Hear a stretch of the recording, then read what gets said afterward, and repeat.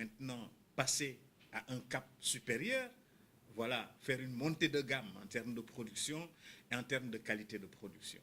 Et tout ceci, évidemment, relève d'un travail extraordinaire qui nous a permis, en 5 ans, de maintenir le taux de croissance du pays, de l'économie, à un niveau inégalé. En réalité, ce n'est pas un miracle. Quand la population active, la majorité de la population produit plus, il y a plus de... Et là, je réponds à ceux qui disent que la croissance ne se mange pas.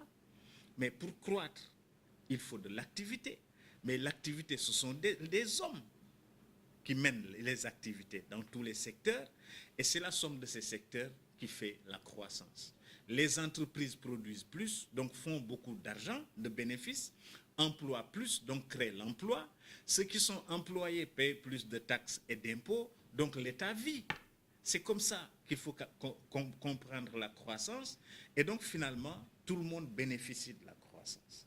Il n'y a pas en économie, autant aujourd'hui, on ne parle plus d'économie fermée, nous sommes dans un monde ouvert, autant en matière de croissance, on ne peut pas dire que telle entité en bénéficie et pas une autre. Quand les gens travaillent, ils construisent. Ils vont dans les banques. Donc, le secteur quaternaire, tertiaire, vit de ce que fait le secteur secondaire et le secteur secondaire vit de ce que des productions du secteur primaire. Tout est lié, tout est question de supply chain, si je peux dire comme ça. Et donc, tout le monde finit par en profiter et par en bénéficier.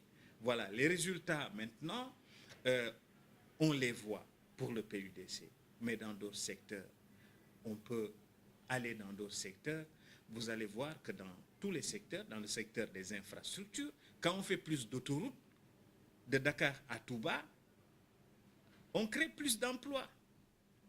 Quand on fait l'autoroute de Dakar à Thiès, on développe l'immobilier à Thiès. Quand on fait l'autoroute jusqu'à Mbour, on développe l'immobilier à Mbour. Parce qu'il y a des gens qui habitaient Dakar qui vont maintenant habiter Mbour en se disant qu'en 40 minutes, ils regagnent Dakar. Donc à Mbour, on crée de l'activité économique. Quand on permet à des gens de Tessékéré d'avoir un forage, d'avoir de l'eau, les femmes ne font plus des kilomètres. Donc les gens mangent mieux, les gens se lavent, ils lavent leurs mains, ils se nettoient. Donc ça a un impact sur la santé. C'est ça l'économie, ce n'est pas un miracle, il n'y a pas de miracle en réalité. Les journées économiques, notre ambition, c'est de créer un cadre, une sorte de forum économique où les gens qui font des semences vont montrer leur création, leurs inventions. Les gens qui font des tracteurs, il y en a des entreprises sénégalaises vont présenter ce qu'ils ont, les entreprises, ce qu'elles ont de nouveau.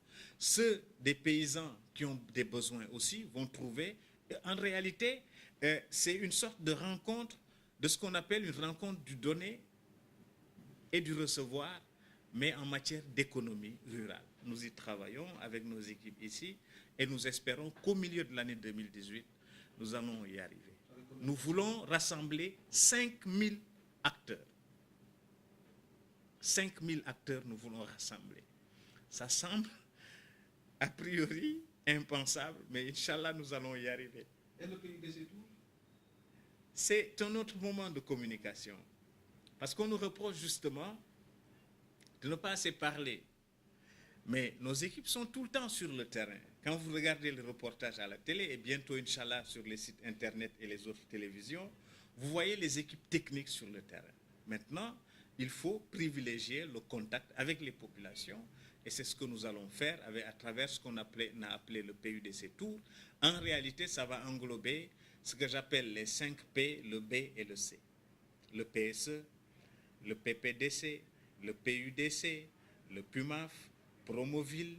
Il y a aussi le programme de modernisation des cités religieuses. Il y a la bourse familiale et il y a la couverture maladie universelle. Tout ceci va se retrouver et nous allons faire le tour du pays pour échanger avec les populations. Mais ce n'est pas seulement pour leur dire ce que nous faisons. C'est pour leur demander ce qui ne va pas et ce qu'il faudrait améliorer dans une approche bottom-up, qui est aussi une des modalités de mise en œuvre de ce que nous appelons ici la gestion axée sur les résultats. En réalité, c'est ce que nous faisons. Ce que nous faisons, ce n'est pas du miracle. C'est comme ça que nous travaillons. Et il nous semble que vous avez aussi un projet, un atelier sur l'apport de la digitalisation dans la gestion des recettes fiscales. Oui. Des recettes locales. Oui, alors c'est un plus que nous voulons amener. Nous avons vu que nos économies rurales ont un déficit en infrastructures bancaires notamment.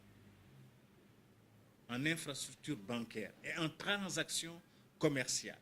Quand un paysan veut aller d'un point à un autre ou veut aller garder son argent ou échanger, il est obligé d'emprunter des pistes, parfois de dormir dans la ville où il n'habite pas, pour pouvoir avoir accès à des transactions financières, bancaires, ou à toutes sortes d'échanges. Nous avons dit que la technologie aujourd'hui permet à un paysan qui est dans ses champs de vendre sa production avec un téléphone. Avec un téléphone. Nous avons dit pourquoi nous ne le faisons pas. Et puisque nous le faisons au bénéfice des populations, nous voulons initier une rencontre de capitalisation sur la question avec les maires, mais aussi avec les hauts conseillers qui sont les membres du HCCT, du Haut Conseil des collectivités territoriales. C'est pour capitaliser sur ça. Nos échanges vont bien avec le président Aliou Sall et aussi au HCCT avec Aliou Sow, le ministre Aliou Sow. Et Inch'Allah, nous allons le faire au début de l'année 2018. Mais tout ceci, en réalité, il faut transformer le monde rural. Pour que les gens restent chez eux, il faut leur donner des raisons de rester chez eux. Mais nous avons une autre ambition. J'espère que nous y arriverons. Nous voulons mettre en place ce que nous appelons des centres de formation en entrepreneuriat communautaire. C'est quoi? Dans le monde rural, essentiellement, le décrochage scolaire fait que les gens ne vont pas loin dans les études, ou parfois ne vont même pas à l'école. Ce que nous voulons faire, c'est permettre aux gens d'avoir accès à des formations rapides, courtes. C'est le seul moyen de lutter en réalité contre le chômage durable. C'est aller à des formations de 3 mois, 6 mois, avec une certification. Au final, on leur montre comment cultiver, les différents types de semences, comment dépanner un tracteur, comment régler ou dépanner une machine ou une petite centrale photovoltaïque. Ce seront des formations adaptées à tout ce qui est besoin du monde rural. Nous voulons le faire. Nous voulons faire des centres tests dans le pays en collaboration avec le ministère de la formation professionnelle pour que les gens, au bout d'1 mois, 2 mois, 3 mois, ils apprennent parfois à dépanner eux-mêmes leur machine, leur tracteur quand il est en panne. C'est un problème. Une machine est en panne, on va attendre quelqu'un qui va quitter Dakar pour aller le réparer à Fongolémi ou à Salémata. C'est un problème. Aujourd'hui, avec les machines que nous avons qui sont en panne, nous sommes en train de faire le répertoire de tous ceux qui ont fait des formations en mécanique ou autre pour les utiliser comme consultants après une courte formation pour qu'ils puissent dépanner les moulins. On ne peut pas se permettre que quand un moulin est en panne, parfois on attend une entreprise ou des ingénieurs qui quittent Dakar qui vont réparer alors que c'est une petite pièce qu'il faut changer. Donc tout ceci, nous sommes en train d'y travailler naturellement avec les autres ministères et nous espérons que d'ici 2018-2019, que les gens notent un changement dans le vécu des populations du monde rural. C'est ça l'objectif. Si nous n'arrivons pas à convaincre nos jeunes de rester et de travailler la terre, parce que la terre est rentable. La terre est rentable. Convaincre nos sœurs qui sortent aussi, qui vont dans les pays limitrophes, qui vont au Maroc, qui vont en Libye, qui vont au Tchad, qu'elles peuvent rester, travailler la terre et que ça peut payer à travers des périmètres agricoles. Nous sommes en train d'aménager 150, nous avons déjà fait 138, nous allons venir avec des financements pour permettre à des gens qui font le piment.